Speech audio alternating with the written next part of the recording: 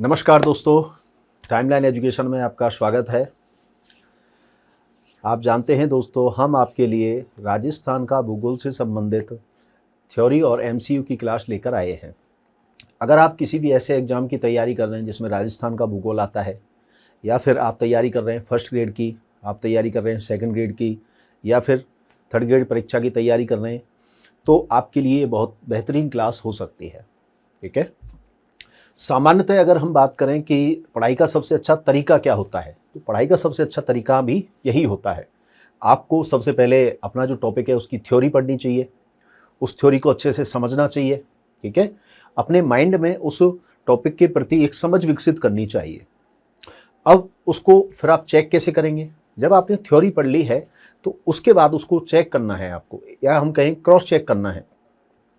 क्योंकि जिस तरह से परीक्षा में प्रश्न आते हैं, ऑब्जेक्टिव प्रश्न आते हैं, एमसीक्यू आते हैं, तो आपने जो थ्योरी पढ़कर समझा है राजस्थान के भूगोल को या किसी भी टॉपिक को, अब आपको उसे समझना है। किस फॉर्मेट में? आपको उसे समझना है कि प्रश्न का आंसर कैसे देना है। ठीक है। सामान्यतः एक ही प्रश्न के कई आंसर हो सकते हैं, लेकिन आप यहाँ बाउंड होते हैं। जब एमसीक्यू होता है तो आपके पास 4 ऑप्शन होते हैं, यानी कि उन 4 ऑप्शन में से सबसे बेस्ट आंसर क्या है, आपको आंसर नहीं देना है, आपको सबसे बेस्ट आंसर चूज करना होता है। ठीक है।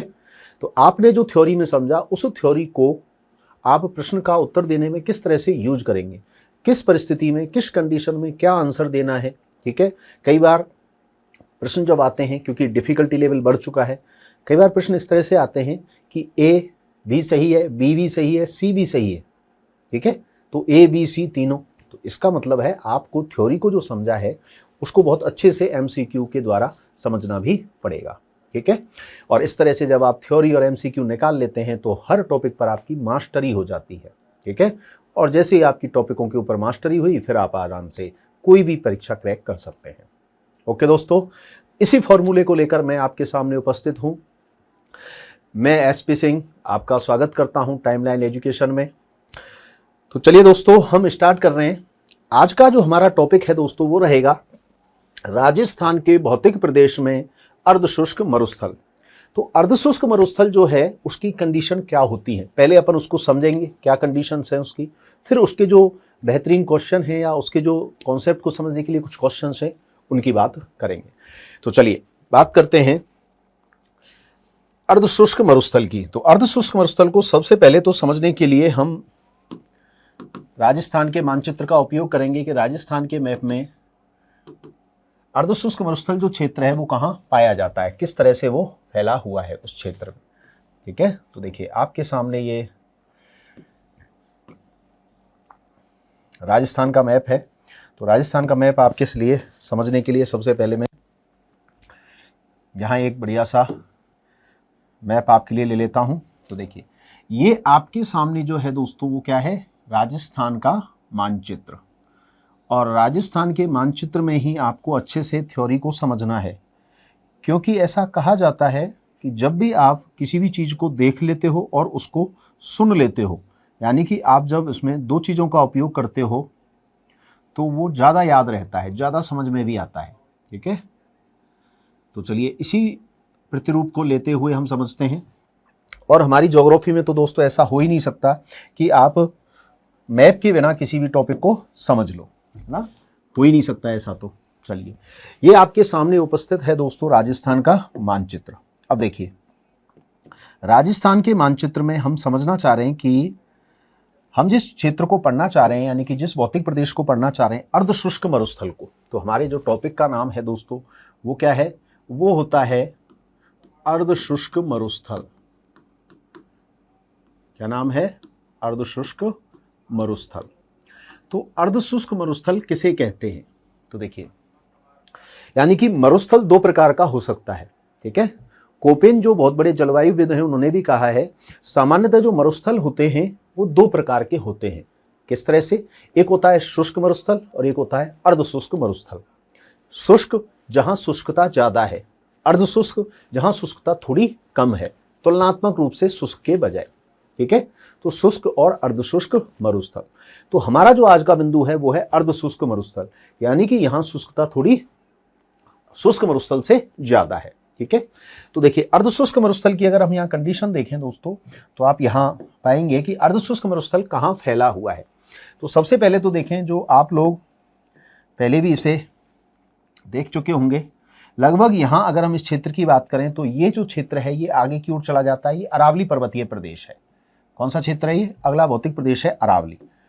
लेकिन अगर आपको याद हो तो हमने यहाँ एक भौतिक प्रदेश पहले ही पढ़ चुके हैं, और यहाँ एक भौतिक प्रदेश अपन ने जो बात किया था, वो जो भौतिक प्रदेश था वो कौन सा था? तो दोस्तों ये था हमारा शुष्क मरुस्थल। कौन सा मरुस्थल?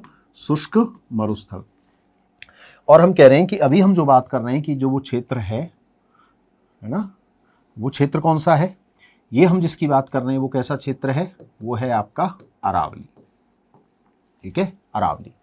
तो देखिए आपके सामने जो क्षेत्र मौजूद है दोस्तों, हम आराम से ये कह सकते हैं, जो क्षेत्र आपको दिखाया गया है कि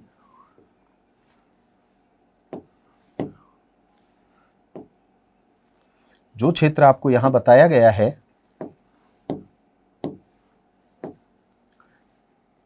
वो कौन सा क्षेत्र है? वो आपके सामने उपस्थित है, ये वाला क्षेत्र। तो हम जिस क्षेत्र की बात कर रहे हैं देखिए वो ये क्षेत्र है पूरा। ठीक है, अब इसको क्या कहते हैं? इसको कहा जाता है दोस्तों अर्धशुष्क मरुस्थल। क्या कहते हैं इस क्षेत्र को?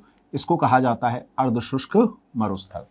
ये देखिए, अब इसको बेहतरीन रूप से अगर समझें तो इसके देखिए आपके मैप में बिल्कुल सीधा सीधा दिखाई दे रहा है। कैसे?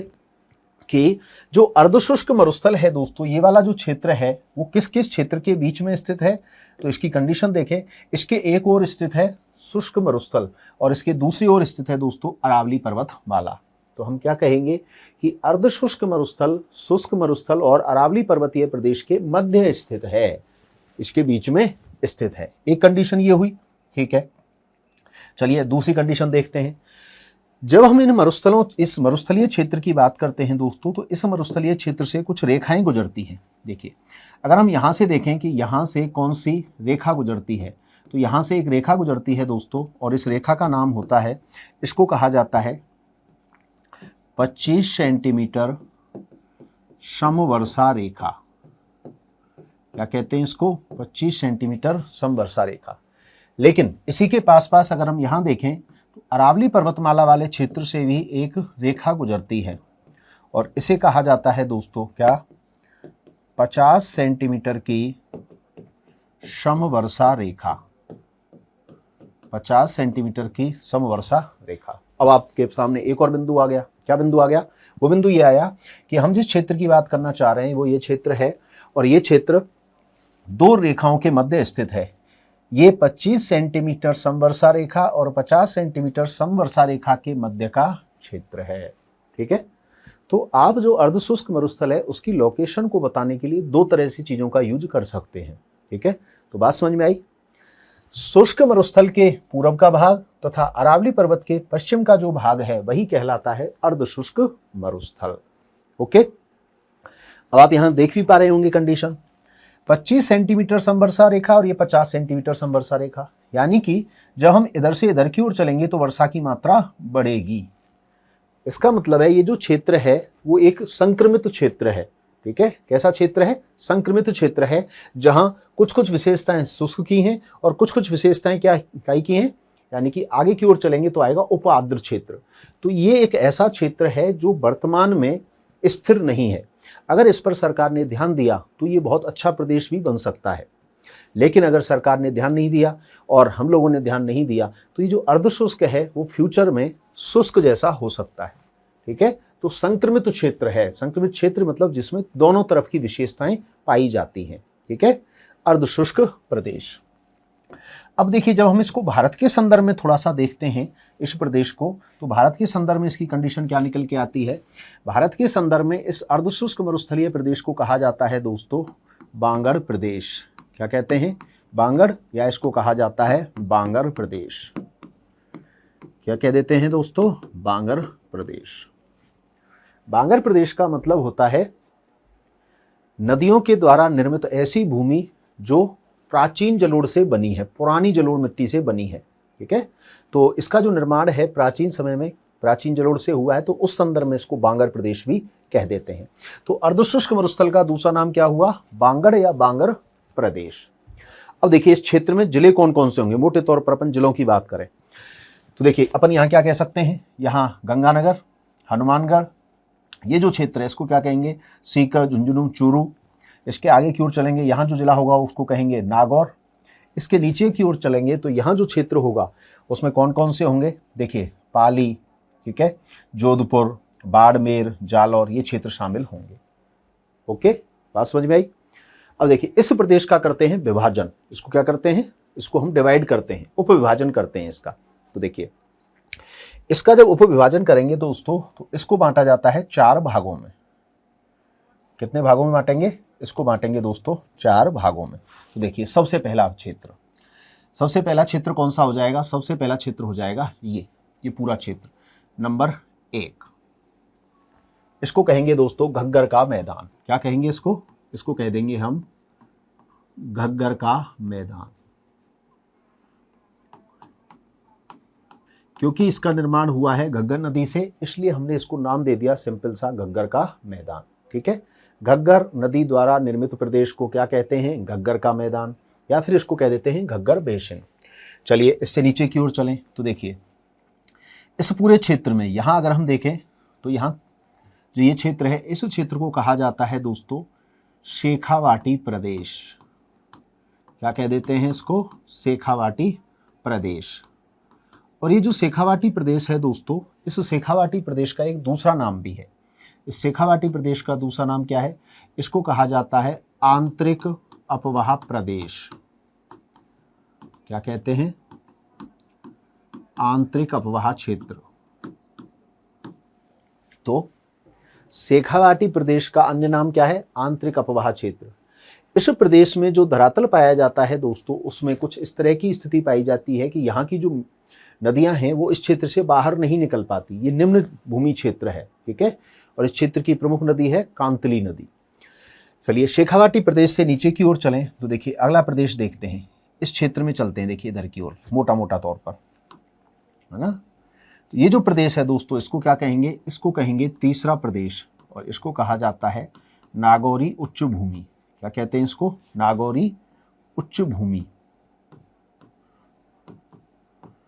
क्या कह देते हैं इसको, नागौरी उच्च भूमि। यानी कि नागौर जो क्षेत्र है दोस्तों वह एक सामान्यतः ऊपर उठा हुआ क्षेत्र है, इसलिए उसको क्या कह दिया, नागौरी उच्च भूमि। वही देखिए नीचे की ओर चलें, आगे की ओर चलें तो अगला जो भौतिक स्वरूप है अर्धशुष्क मैदान का वह स्वरूप जहां लूनी नदी प्रवाहित होती है, तो इसलिए इसको कह देते हैं लूनी का मैदान। क्या कह दिया, लूनी का मैदान। ठीक है, अब इस लूनी मैदान को एक और नाम दिया जाता है, इसको नाम दिया जाता है गौड़बाड़ प्रदेश। क्या कह देते हैं इसको, गौड़बाड़ प्रदेश कह देते हैं। तो ये कह दिया साहब गौड़बाड़ प्रदेश। तो ये जो क्षेत्र आपको दिखाई दिया दोस्तों, ये पूरा क्षेत्र क्या कहलाया, अर्धशुष्क मैदान कहलाया। अब देखिए यहाँ एक सबसे बढ़िया प्रश्न आपको मैं बता देता हूँ और ध्यान से आपको देखना है।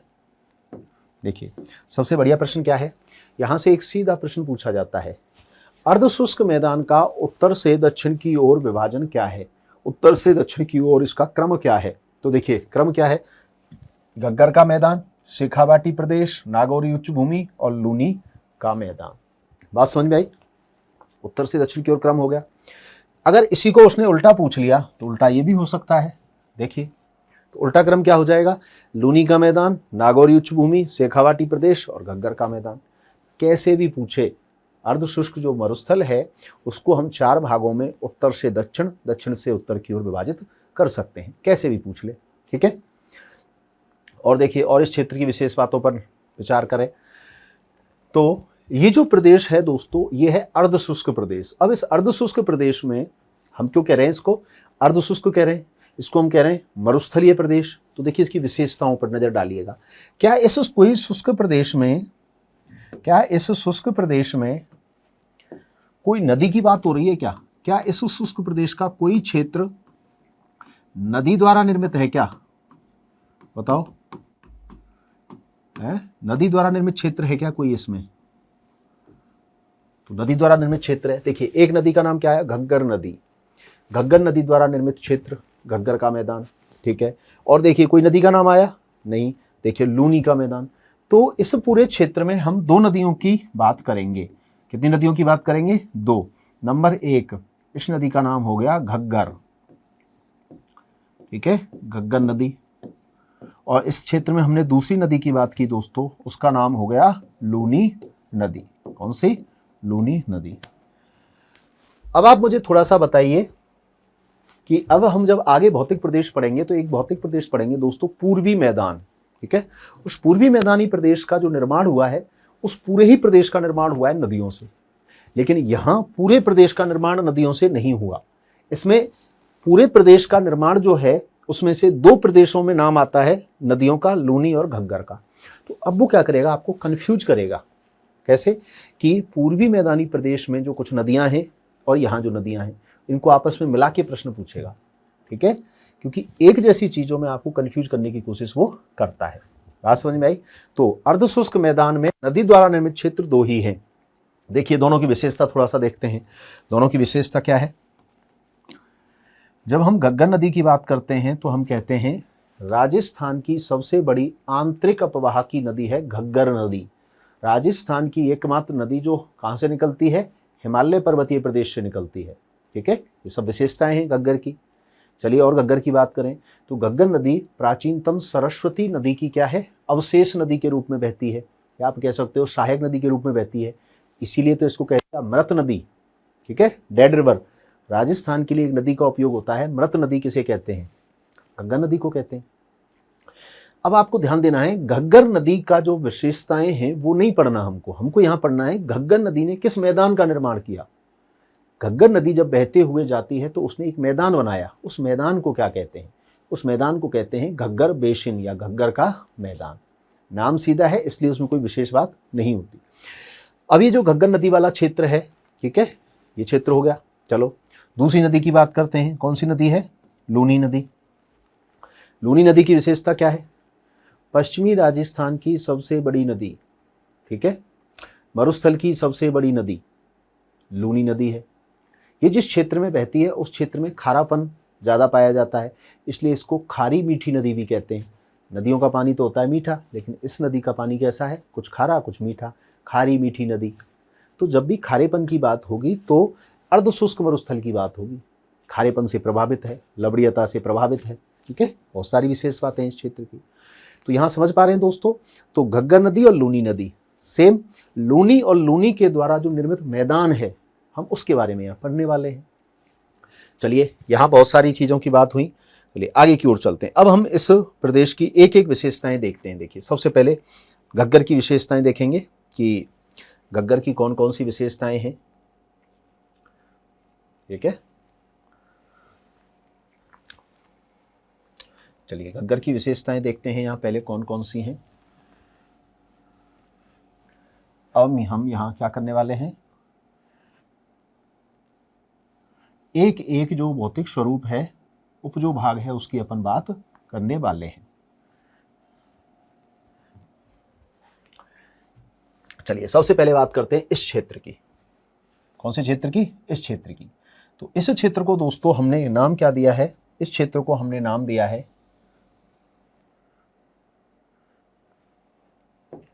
क्या? घग्गर का मैदान। सबसे पहला जो स्वरूप है हमारा उसको हमने नाम दे दिया घग्गर का मैदान। तो हम जिस क्षेत्र की बात कर रहे हैं दोस्तों वो ये क्षेत्र है, ठीक है। कौन सा क्षेत्र है? वो ये क्षेत्र है। और उस क्षेत्र को हमने नाम दिया है घग्गर का मैदान। तो देखिए सबसे पहले तो घग्गर का मैदान राजस्थान के किस हिस्से में स्थित है? तो घग्गर का जो मैदान है दोस्तों वह कहाँ स्थित है? वह राजस्थान के कहाँ स्थित है? राजस्थान के उत्तरी भाग में स्थित है। बात समझ में आई? उत्तरी भाग में स्थित है। क्लियर दिखाई दे रहा है मानचित्र में? बिल्कुल। ये राजस्थान के 2 जिलों में फैला हुआ है। कितने जिलों में फैला हुआ है? 2 जिलों में। कौन कौन से जिले हैं? एक है श्री गंगानगर जिला और दूसरा है हनुमानगढ़ जिला। गंगानगर हनुमानगढ़। जब भी गंगानगर हनुमानगढ़ की बात आती है तो राजस्थान में कृषि उत्पादन, ठीक है, राजस्थान का अन्न भंडार, जब भी हम बहुत बड़े बड़े उनकी बात करते हैं कृषि क्षेत्रों की, उसका सबका संबंध गंगानगर से या फिर हनुमानगढ़ से मिलता है। राजस्थान का एशिया का सबसे बड़ा कृषि फार्म गंगानगर में स्थित है, ठीक है। बहुत सारे संस्थान बनाए गए हैं, यानी कि ये प्रोडक्टिव एरिया है। प्रोडक्टिव एरिया के पीछे कौन सी नदी है? तो वो है घग्गर नदी। ठीक है, अब देखिए इस घग्गर नदी का जो क्षेत्र है, इस घग्गर नदी का जो क्षेत्र है, जब ये नदी यहाँ प्रवाहित होती है तो गंगानगर हनुमानगढ़ के लोग घग्गर नदी को घग्गर नदी नहीं कहते, वो इस नदी को क्या कहते हैं, या उस नदी के क्षेत्र को क्या कहते हैं? नाली कहते हैं साहब। क्या कहते हैं? नाली। तो घग्गर नदी का जो स्थानीय नाम है वो क्या हो जाता है? वह हो जाता है नाली। ठीक है, स्थानीय नाम क्या हो जाता है? नाली। तो नाली क्या है? ठीक है, सीधा सीधा प्रश्न पूछेगा नाली क्या है। अब नाली तो एक भेड़ की नस्ल भी होती है, तो ये आपको डिपेंड करेगा कि ऑप्शन क्या दिया हुआ है, तो नाली को ध्यान रखना। ठीक है, अब ये नदी वाला जो क्षेत्र है वो एक उपजाऊ क्षेत्र है, यहाँ पाई जाती है मिट्टी, और मिट्टी को कहा जाता है काठी या बग्गी। तो घग्गर नदी के क्षेत्र में पाए जाने वाली जो उपजाऊ मृदा है, कौन सी मृदा? उपजाऊ जो मृदा है दोस्तों, उस उपजाऊ मृदा को क्या कहा जाता है? उस उपजाऊ मृदा को कहा जाता है काठी या बग्गी। ठीक है, तो ये सभी जो विशेषताएं हैं वो कौन से क्षेत्र की विशेषताएं हैं? वो सभी क्षेत्र की विशेषताएं हैं आपके सामने इस क्षेत्र की, और इस क्षेत्र को क्या कह दिया हमने? घग्गर का मैदान। ठीक है, बात समझ में आई? चलिए आगे की ओर चलते हैं, अगले प्रदेश की बात करते हैं। अगला प्रदेश कौन सा है?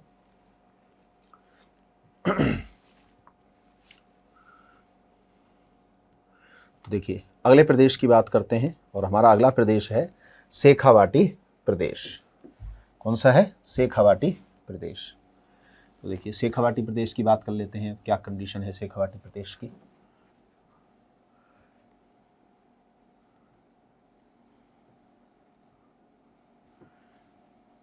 तो देखिए शेखावाटी प्रदेश, सबसे पहले तो शेखावाटी प्रदेश में जिले कौन कौन से हैं, है ना? शेखावाटी क्षेत्र में कौन कौन से जिले पाए जाते हैं? देखिए इसको तो साइड में करते हैं, या फिर इस साइड में करते हैं इसको, है ना,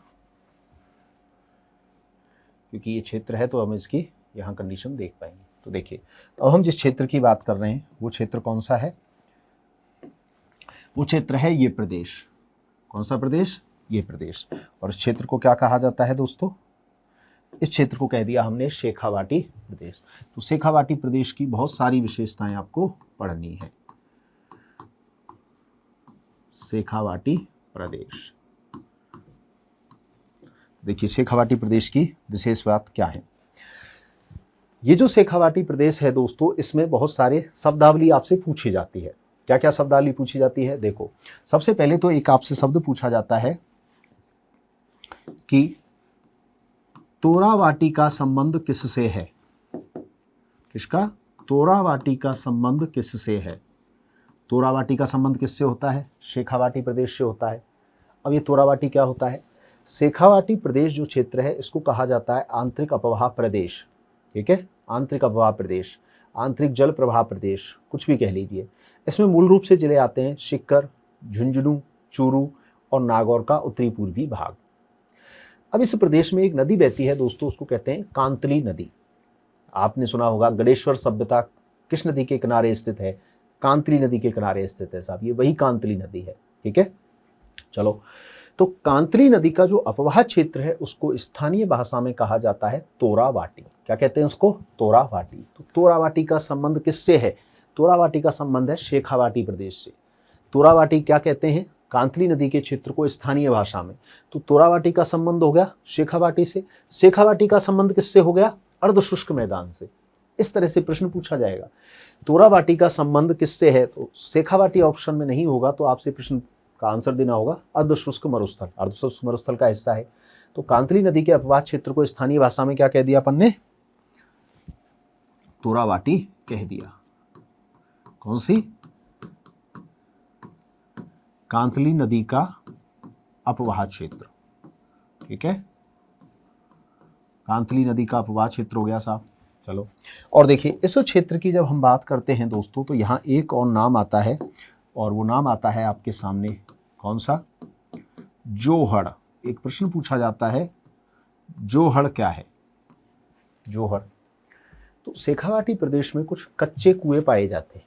ठीक है, तो शेखावाटी क्षेत्र में जो कच्चे कुएं पाए जाते हैं उनको लोकल लैंग्वेज में बोलते हैं जोहड़। ठीक है। तो जोहड़ क्या है? शेखावाटी क्षेत्र में पाए जाने वाले कच्चे कुओं को कहा जाता है जोहड़। क्या हो गए साहब? ये हो गए कच्चे कुएं। तो शेखावाटी, ठीक है, तोरावाटी, जोहड़, सबका संबंध किससे? अर्धशुष्क मरुस्थल से। अब देखिए, जब अपन बात करते हैं एक बहुत महत्वपूर्ण बालका स्तूपों की, और वो बालका स्तूप हैं आपके बरखान बालका स्तूप। कौन से? बरखान बालका स्तूप। तो ये जो बरखान बालका स्तूप होते हैं दोस्तों, ये भी सबसे ज़्यादा कहाँ पाए जाते हैं? बरखान बालका स्तूप भी सबसे ज़्यादा कहाँ पाए जाते हैं? शेखावाटी में पाए जाते हैं साहब। कहाँ पाए जाते हैं? शेखावाटी में पाए जाते हैं। तो इन सब का संबंध किस प्रदेश से होता है? इस प्रदेश से होता है जिसको क्या कहा जाता है? शेखावाटी प्रदेश।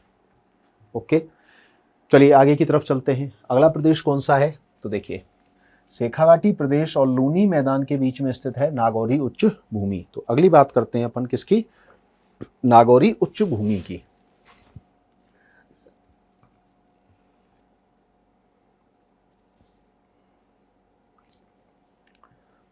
चलिए, तो अगला हमारा जो बिंदु है वो हो जाएगा आपका कौन सा?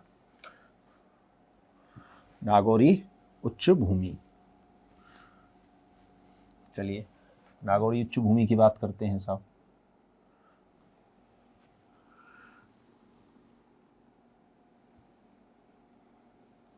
नागौरी उच्च भूमि, सबसे पहले तो इसमें जो मूल स्थान है वो क्या है? नागौर है, नाम से पता चल रहा है नागौरी उच्च भूमि में, ठीक है। तो नागौरी उच्च भूमि में मूल नाम तो हो गया नागौर, लेकिन अब इसमें जो अगली कंडीशन है वो कौन सी है? अगली कंडीशन ये है दोस्तों कि इस पूरे क्षेत्र में जो ये नाम है नागौरी उच्च भूमि, इसकी विशेषताएं क्या क्या हैं? तो अपन कौन से क्षेत्र की बात कर रहे हैं? अपन क्षेत्र की बात कर रहे हैं इसकी, नागौरी उच्च भूमि की, ठीक है। किस प्रदेश की? इस प्रदेश की। तो देखिए, नागौरी उच्च भूमि वाला जो प्रदेश है ये सामान्य रूप से अपने आसपास वाले क्षेत्र अर्थात शेखावाटी प्रदेश से और लूनी के मैदान से थोड़ा ऊपर उठा हुआ क्षेत्र है, इसीलिए तो हमने उच्च भूमि शब्द यूज किया। उच्च भूमि को कभी कभी हम पठार भी कहते हैं, लेकिन ये प्रॉपर पठार नहीं है, लेकिन ये सामान्य जो क्षेत्र है उससे ऊपर उठा हुआ क्षेत्र है। तो ये ऊपर उठा हुआ क्षेत्र है, इसकी औसत ऊंचाई कितनी है? तो नागौरी उच्च भूमि की औसत ऊंचाई होती है दोस्तों, इसकी जो औसत ऊंचाई है वह होती है 300 से 500 मीटर। ध्यान रखिएगा दोस्तों, वेरी इंपॉर्टेंट, पूछा जाता है नागौरी उच्च भूमि की औसत ऊंचाई क्या है, ठीक है। अब देखिए, अब ये पूरा जो प्रदेश है नागौरी उच्च भूमि, इसे विशेष रूप से याद रखिएगा। ये जो पूरा प्रदेश है दोस्तों, ये पूरा प्रदेश देखिए, ठीक है, ये फेमस है, ठीक है। ये फेमस है, काहे के लिए फेमस है साहब? ये फेमस है अपने इस क्षेत्र में पाए जाने वाली, काहे के लिए? खारेपन के लिए। काहे के लिए? नमकीन झीलों के लिए। आपको ध्यान है जब हमने पढ़ा था कि पश्चिमी मरुस्थलीय प्रदेश का निर्माण हुआ है टेथिस सागर से। टेथिस सागर मतलब मरुस्थल, मरुस्थल मतलब खारा पानी, ठीक है। तो कहीं ना कहीं ऐसे कहते हैं कि पश्चिमी राजस्थान में जितनी भी खारे पानी की झीलें पाई जाती हैं वो सब किसका अवशेष है? उसी टेथिस सागर का अवशेष है जिससे इसका निर्माण हुआ है। तो ये जो प्रदेश है दोस्तों, ये काई के लिए प्रसिद्ध है? अगर हम बात करें कि ये पश्चिमी मरुस्थलीय प्रदेश का अर्धशुष्क मैदान जो है, ठीक है, वो और अर्धशुष्क मैदान में भी नागौरी उच्च भूमि काई के लिए प्रसिद्ध है? तो ये प्रसिद्ध है अपनी नमकीन झीलों के लिए। कैसी झीलों के लिए? नमकीन, या हम क्या कहेंगे, खारे पानी की झीलों के लिए। तो खारे पानी की झीलों के लिए प्रसिद्ध क्षेत्र कौन सा है? नागौरी उच्च भूमि, ठीक है। आपको ध्यान भी होगा नागौर में बहुत सारी खारे पानी की झीलें पाई जाती हैं, डीडवाना झील, कुचामन झील, नावा झील, डेगाना झील। अब तो हालांकि नए जिले बन गए हैं तो उससे थोड़ा सा परिवर्तन होगा, लेकिन क्षेत्र की बात कर रहे हैं, आपको उस क्षेत्र को समझना है कि वो क्षेत्र क्या है, ठीक है। अब देखिए, ये विशेषता हो गई, और विशेषता क्या है? इस क्षेत्र में एक बहुत महत्वपूर्ण घटना पाई जाती है, ठीक है। और महत्वपूर्ण क्षेत्र या घटना की बात जो है उसको कहा जाता है दोस्तों कुबड़ पट्टी। क्या कहते हैं इसको? इसको कहा जाता है कुबड़ पट्टी। कुबड़ पट्टी क्या है? देखिए, हम जिस क्षेत्र की बात कर रहे हैं उस क्षेत्र में नागौर है। यहाँ नागौर से थोड़ा सा इधर की ओर चलेंगे तो ये अरावली पर्वतीय वाला जो क्षेत्र है, मध्य अरावली वाला क्षेत्र, यहाँ स्थित है आपका अजमेर जिला। कौन सा जिला है यहाँ? अजमेर जिला। इस क्षेत्र में तो नागौर से लेकर अजमेर तक के बीच का जो क्षेत्र है दोस्तों, ये पूरा क्षेत्र, इस पूरे क्षेत्र में भूगर्भिक जल में पाया जाता है फ्लोराइड। यानी कि आप अगर यहाँ पानी पीते हैं तो उस पानी में एक एक्स्ट्रा तत्व मिला हुआ है, उसको कहते हैं फ्लोराइड। अब उस फ्लोराइड के आने से क्या होता है, उस पानी में जो फ्लोराइड है वो पानी में पीने के पानी के जरिए मानव के शरीर में जाता है, क्योंकि लोग वहीं का पानी पिएंगे। अब स्थिति क्या होगी? अब स्थिति ये बनती है, जो व्यक्ति उस पानी को पीते हैं लंबे समय तक, ठीक है, तो वो जो फ्लोराइड जो तत्व है वो शरीर के अंदर चला जाता है और वो हमारे शरीर की हड्डियों को, हमारे शरीर में पाए जाने वाले कैल्शियम से बनी हुई चीज़ों को प्रभावित करता है। ठीक है, तो फ्लोराइड युक्त जल का क्षेत्र जो है, उस जल के क्षेत्र की वजह से इस क्षेत्र का नाम तो पड़ गया क्या? कुबड़ पट्टी।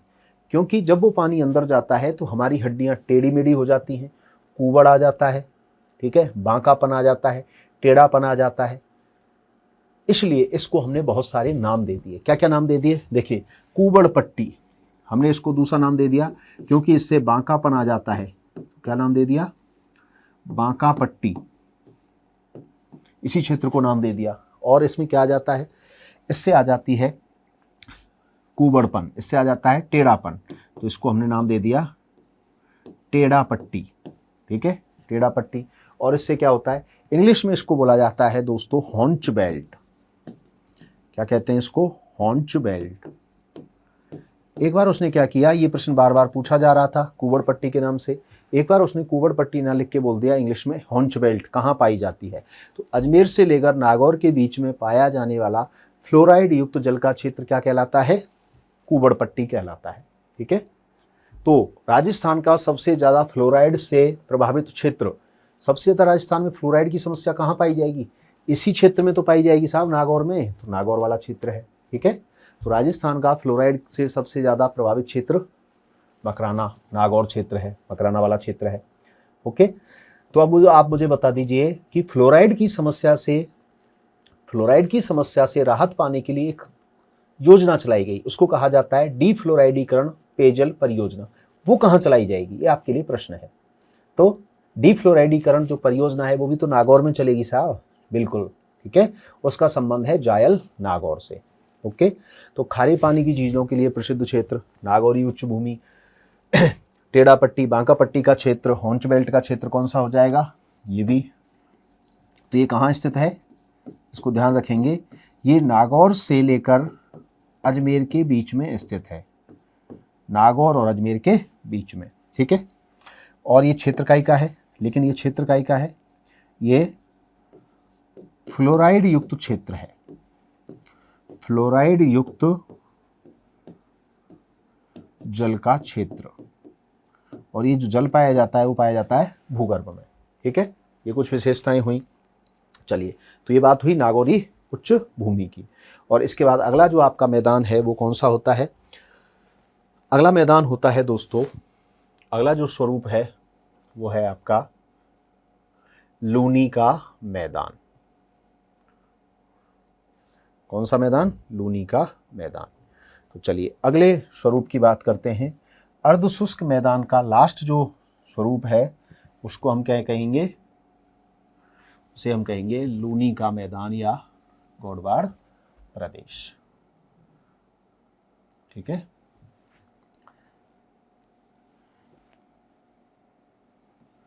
लूनी का मैदान या गौड़वाड़ प्रदेश। तो देखिए, अब हम जिस क्षेत्र की बात कर रहे हैं वो जो क्षेत्र है वो कौन सा क्षेत्र है?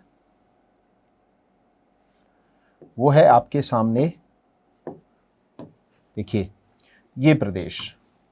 कौन सा प्रदेश? ये प्रदेश। इस प्रदेश की बात कर रहे हैं और इस प्रदेश का नाम क्या हो गया? लूनी का मैदान।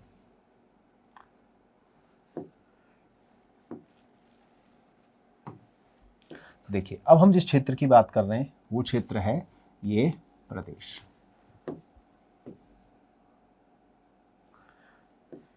तो देखिए, इसकी विशेषताएं क्या है? हमारे राजस्थान में मरुस्थल के अर्धशुष्क भाग में पाया जाने वाला लूनी और लूनी की सहायक नदियों से निर्मित क्षेत्र कहलाता है लूनी का मैदान। इस लूनी की एक महत्वपूर्ण सहायक नदी है जवाई नदी, इसलिए इसको कह देते हैं लूनी जवाई बेसिन, लूनी और जवाई का मैदान। ठीक है, तो लूनी जवाई का जो मैदानी क्षेत्र है इसका दूसरा नाम होता है गौड़वाड़ प्रदेश। तो बहुत सारे नाम हो गए। अब ये जो प्रदेश है दोस्तों, ये कौन कौन से जिलों में फैला हुआ है? तो लूनी नदी की अगर हम बात करें तो देखिए, लूनी नदी निकलती है अजमेर से, अजमेर, नागौर, जोधपुर, पाली, बाड़मेर, जालौर में बहती है। लेकिन इसका जो मैदान है वो स्थित है कहाँ? देखिए, जोधपुर में, जोधपुर के बाद पाली में, बाड़मेर में और जालौर में। तो मूल रूप से जो लूनी का मैदान है वो बाड़मेर, जालौर, पाली और जोधपुर में पाया जाता है। ठीक है, इस क्षेत्र में।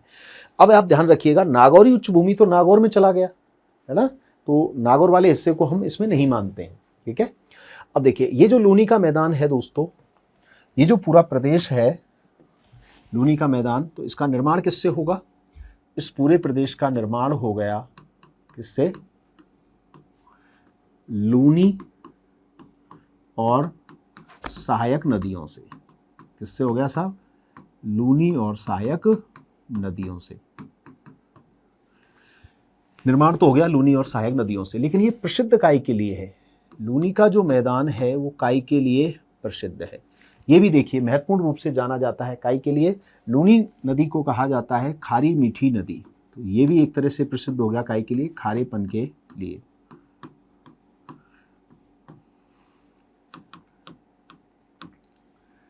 क्या कहेंगे? खारी मीठी नदी कहेंगे। देखिए, खारी मीठी नदी किसे कहा जाता है? लूनी को कहा जाता है। अब खारेपन की समस्या इतनी बड़ी है तो फिर देखिए, खारेपन से संबंधित है लवड़ीय पादप। लवड़ीय पादप कहाँ पाए जाते हैं? इसी क्षेत्र में पाए जाते हैं। कैसे पादप? लवड़ीय पादप। तो लवड़ीय पादपों का संबंध कौन से क्षेत्र से होता है? इसका संबंध होता है बाड़मेर से। लवड़ीय पादप पाए जाते हैं। अब एक क्षेत्र पाया जाता है दोस्तों नेहड़। क्या होता है? नेहड़। तो ये लूनी नदी का जो क्षेत्र है दोस्तों, इसको जालौर में क्या कहते हैं? केवल हम जालौर की बात करें तो जालौर में लूनी नदी के अपवाद क्षेत्र को कहा जाता है नेहड़ प्रदेश।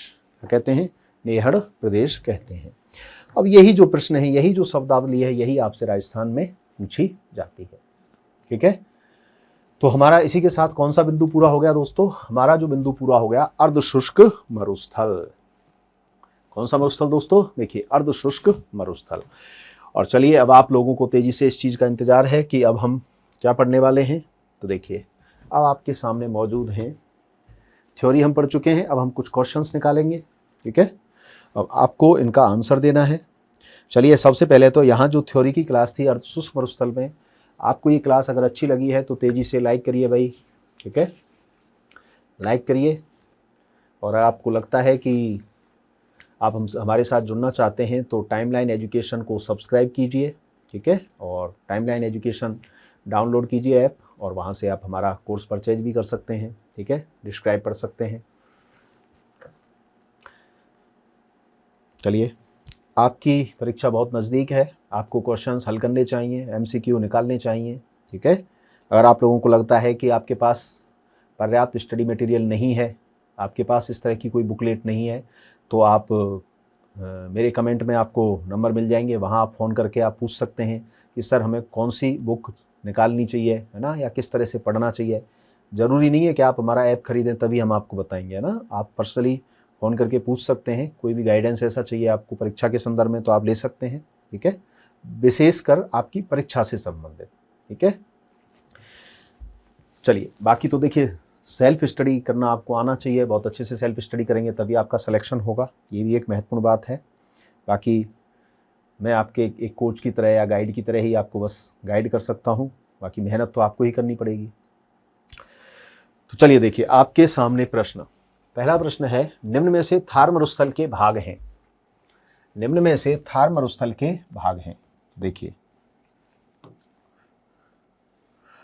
अगर हम यहाँ कहें तो उसने अर्धशुष्क मरुस्थल उपयोग ना करके उपयोग किया है थार का मरुस्थल। तो अब देखिए, थार का मरुस्थल 4 ऑप्शन हैं, गौड़वाड़ प्रदेश, शेखावाटी प्रदेश, बनास का मैदान और घग्गर का मैदान। गौड़वाड़, शेखावाटी, बनास और घग्गर, यानी कि यहाँ वो बात कहना चाह रहा है अर्धशुष्क की। तो उसने थार का मरुस्थल जो कहा है शब्द, लेकिन ऑप्शन जो दिए हैं वो आपके कैसे दिए हैं? अर्धशुष्क वाले, है ना। लेकिन अर्धशुष्क मरुस्थल भी तो मरुस्थल का भाग है, थार मरुस्थल का, तो ऐसे भी पूछ सकता है। अभी हमने पढ़ा अर्धशुष्क मरुस्थल, तो बताइए कौन सा इसमें सम्मिलित है। चलिए देखते हैं थार मरुस्थल में कौन कौन शामिल है। देखिए बिल्कुल गौड़वाड़ प्रदेश शामिल है, लूनी के मैदान को गौड़वाड़ प्रदेश कहा। शेखावाटी प्रदेश शामिल है। बनास का मैदान, बनास और बनास नदी के बारे में हमने कोई बात नहीं की, इसका मतलब बनास का मैदान इससे संबंधित नहीं है। चलिए आगे, घग्गर का मैदान, तो घग्गर के मैदान की बात कर रहे थे अपन अभी, तो ये है। अब देखिए हमारा ऑप्शन के अनुसार सबसे सही आंसर बनता है 1 2 4। कौन सा? 1 2 4। बात समझ में आई दोस्तों? सिंपल सा, आपके सामने जो 4 इसके उपभाग थे उसी से प्रश्न बना दिया, देखो। ओके, चलिए नेक्स्ट क्वेश्चन की तरफ चलते हैं। निम्नलिखित में से कौन सा भौतिक लक्षण राजस्थान बांगर या अर्धशुष्क में सम्मिलित नहीं है? देखिए राजस्थान बांगर भी कह दिया और क्या कह दिया, अर्धशुष्क भी कह दिया, सम्मिलित नहीं है। ऑप्शन देखिए, गौड़वाड़ प्रदेश, आंतरिक प्रवाह मैदान, नमकीन झीलें, छप्पन का मैदान। थोड़ा सा घुमाया है प्रश्न को, आपको ध्यान देना है किस तरह से घुमाया है, क्या घुमाया है।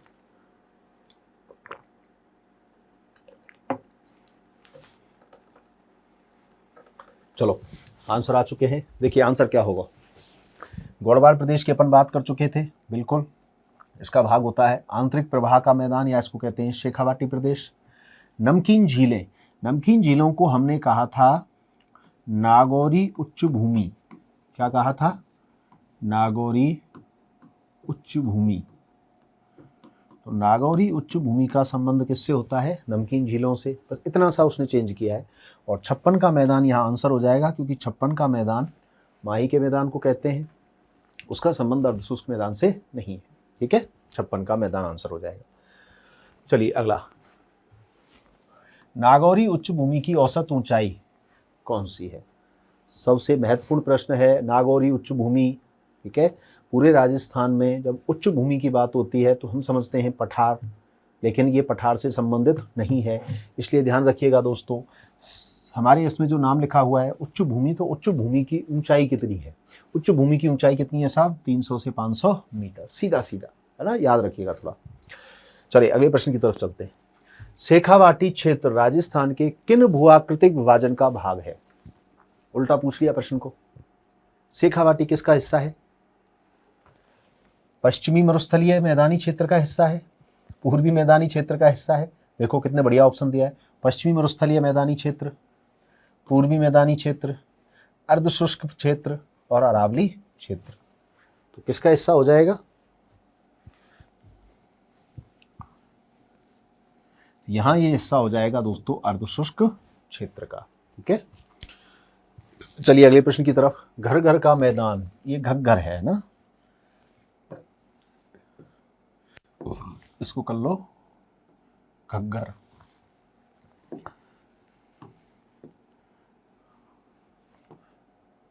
बताओ घग्गर का मैदान राजस्थान के किस भौगोलिक विभाजन का एक उपक्षेत्र है?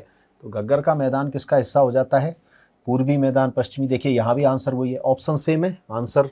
ठीक है, घग्गर का मैदान स्थित है सीधा सीधा, देखिए गंगानगर हनुमानगढ़ जिलों में, गंगानगर हनुमानगढ़ जिलों में।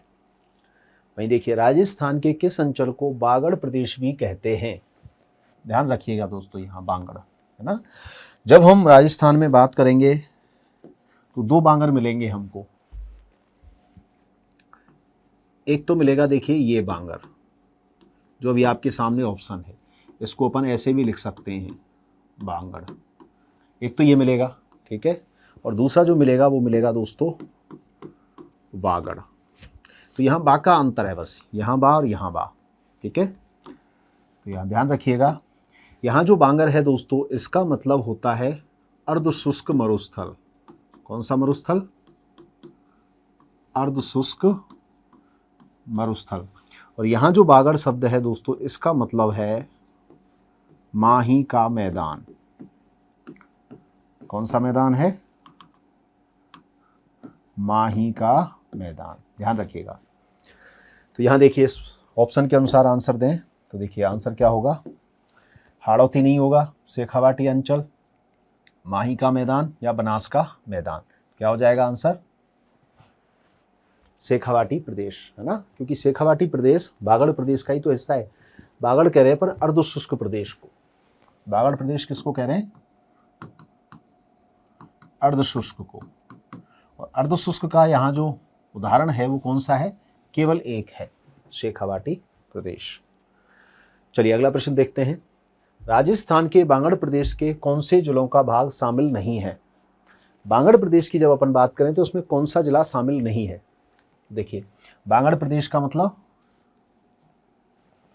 ओके, सीकर शामिल है क्या? बिल्कुल सीकर शामिल है। झुंझुनू शामिल है क्या? झुंझुनू भी शामिल है।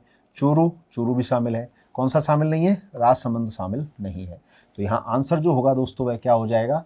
आंसर हो जाएगा राजसमंद। तो राजसमंद बांगड़ प्रदेश में शामिल नहीं है। बात समझ में आई भाई? चलो, तो बात समझ में आ गई है तो तेजी से एक बार क्लास को लाइक करो, टाइमलाइन एजुकेशन को सब्सक्राइब करो और शेयर कर दो अपने दोस्तों के साथ।